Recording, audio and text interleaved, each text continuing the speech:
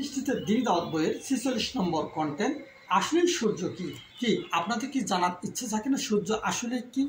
এবং এ ব্যাপারে মহান আল্লাহ সুবহানাহু ওয়া তাআলা বলেন, ভাবে আই আলা ই রাব্বিকুমা তুকাজ্জিবান, তোমরা তোমাদের রবের কোন কোন অনুগ্রহকে অস্বীকার করবে। সূর্য কি আসলে আমাদের জন্য অনুগ্রহ কি না, এ বিষয়ে না আসলে এটি নিয়ে আলোচনা করতে গেলে আমাদের পদার্থবিজ্ঞান থেকে আলোচনা করছে। পদার্থবিজ্ঞানের মতে সূর্যটা কি? পদার্থবিজ্ঞানের মতে সূর্য একটি প্রজ্বলিত নক্ষত্র, যার জ্বালানি প্রতিনিয়ত কোটি কোটি ট্রিলিয়ন বিভিন্ন ধরনের গ্যাস, বিশেষ করে হাইড্রোজেন, হিলিয়াম ও অন্যান্য গ্যাস জ্বালানি হিসেবে ব্যবহৃত হয়ে থাকে। এবং সূর্য এমনভাবে স্থাপিত, যদি 1 ইঞ্চি নিচে স্থাপিত হতো তাহলে সমস্ত পৃথিবী পুড়ে ভস্মীকৃত হয়ে যেত। আবার যদি 1 ইঞ্চি উপরে স্থাপিত হতো তাহলে সমস্ত পৃথিবী হিমায়িত হয়ে যেত।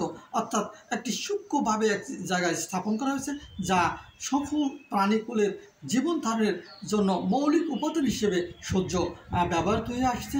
এবং এখানে প্রশ্ন দুটি থাকে, একটি হলো এত সূক্ষ্মভাবে কে স্থাপন করেছেন, দ্বিতীয় প্রশ্নটা হলো প্রতিনিয়ত আজকে পর্যন্ত এই যে সূর্যের জ্বালানি crore crore trillion trillion hydrogen, helium সহ অন্যান্য গ্যাসের যে জ্বালানি, এই জ্বালানি কে সরবরাহ করেন? অবশ্যই এর একজন মালিক আছে। এখন সূর্য যদি সকল প্রাণের অস্তিত্বের মূল হয়ে থাকে, তাই কিছু কিছু ধর্মের লোক, বিশেষ করে হিন্দু ধর্মের ভাই বোনেরা সূর্যকে দেবতা মনে করে তার পুজো করে। এখন আমার প্রশ্ন, এই যে সূর্য সুনির্দিষ্ট স্থানে স্থাপন কে করেছেন এবং এর যে জ্বালানি যিনি দিয়েছেন, এই জ্বালানি যদি বন্ধ করে দেন সূর্যকে প্রজ্বলিত থাকবে? মোটেও থাকবে না। এর জ্বালানি যিনি দিয়েছেন এবং যিনি স্থাপন করেছেন, আসলে তার পুজো করব না এই সূর্যের পুজো করব? এ ব্যাপারে মহান আল্লাহ সুবহানাহু ওয়া তাআলা পবিত্র কোরআনের সূরা নাহলের 12 নম্বর আয়াতে কারিমায় বলছেন, তিনি তোমাদের অধীন করেছেন রজনী, দিবস, সূর্য ও চন্দ্রকে, নক্ষত্রের অধীন হয়েছে তারই বিধান। নিশ্চয় এতে বোধশক্তি সম্পূর্ণ সম্প্রদায়ের জন্য রয়েছে নিদর্শন। সম্মানিত ভাইরা, আপনারা তো অবশ্যই বোধসম্পন্ন মানুষ।